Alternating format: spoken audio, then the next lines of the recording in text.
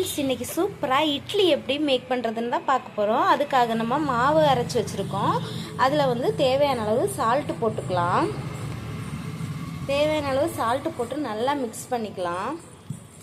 இட்லி மாவுக்கு வந்து ரொம்ப அதிகமாக தண்ணி விடக்கூடாது. தேவையான தண்ணி மட்டும்தான் நம்ம வந்து ஊற்றிக்கணும். நல்லா மிக்ஸ் பண்ணிக்கலாம்.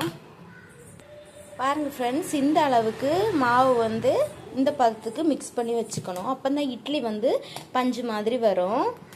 பார்த்துக்கோங்க. இப்போ நம்ம இட்லி மாவு கலக்கி வச்சாச்சு. இப்போ நம்ம அடுப்பில் இட்லி பாத்திரம் அடுப்பில் வச்சு தண்ணி ஊற்றி இப்போ நம்ம சூடு பண்ண வைக்கலாம். பார்த்துக்கோங்க ஃப்ரெண்ட்ஸ், இட்லி பாத்திரம் தண்ணி வச்சு அடுப்பில் வச்சாச்சு. அது வந்து இதாகிட்டுருக்கு, சூடாகிட்டுருக்கு. பார்த்துக்கோங்க ஃப்ரெண்ட்ஸ், இப்போ நம்ம இட்லி தட்டு எடுத்துருக்கோம்.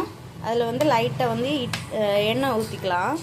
ஆயில் ஊற்றி எல்லா பாத்திரத்துலேயும் படுற மாதிரி தேய்ச்சிக்கலாம்.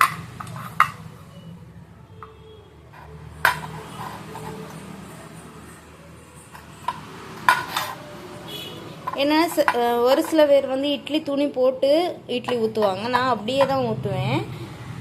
இட்லி வந்து நல்லா சூப்பராக வரும்.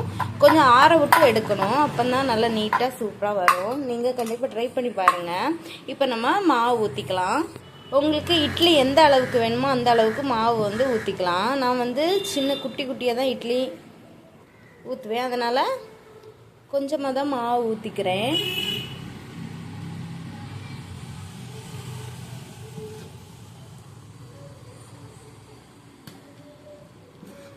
கரெக்டாக இந்த ஸ்பூனுக்கு வந்து ஒவ்வொரு ஸ்பூன் ஊற்றிக்கிறேன். அப்போ தான் இட்லி வந்து நல்லா மெலிசாக வரும். எல்லாமே இட்லியும் ஊற்றி எடுத்தாச்சு. இப்போ நம்ம அடுப்பில் வச்சுக்கலாம்.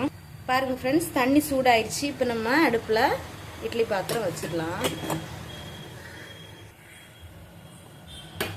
2 தட்டையுமே அப்படி வச்சிடலாம். பாருங்கள் ஃப்ரெண்ட்ஸ், இப்போ நம்ம மூடி போட்டுக்கலாம்.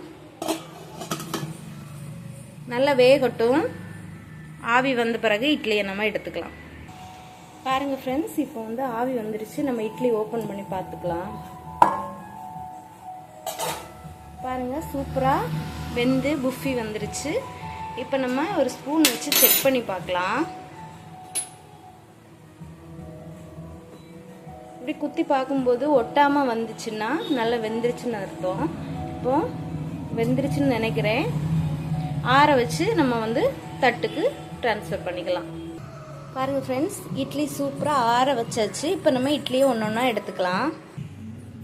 இந்த மாதிரி சூப்பராக எடுத்துக்கலாம். இந்த மாதிரி எல்லா இட்லியும் எடுத்து பாருங்கள் ஃப்ரெண்ட்ஸ், சூப்பரான இட்லி அண்ட் சட்னி ரெடி ஆயிடுச்சு.